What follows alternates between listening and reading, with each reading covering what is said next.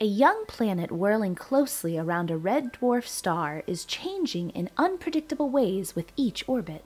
NASA's Hubble Space Telescope observations initially showed the planet wasn't losing its atmosphere to its parent star. 1.5 years later, Hubble observations revealed clear signs that the star's torrential blasts of energy, called a stellar wind, were stripping the planet's hydrogen atmosphere.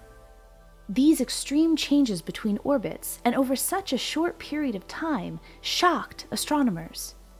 Red dwarfs are the most abundant stars in our Milky Way galaxy, and they likely host most of our galaxy's planets. But can these planets be hospitable to life?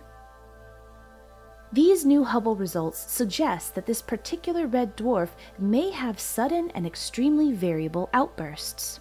Under these intense conditions, planets forming within the first 100 million years of the red dwarf star's birth should experience the greatest loss of their atmosphere, possibly stripping it away completely.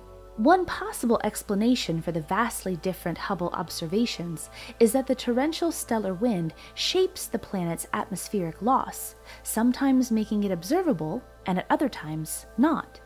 It may even cause some of the outflow to hiccup out ahead of the planet itself. Stellar models predict this hiccup, but Hubble provided the first observational evidence of it happening, and to an extreme degree.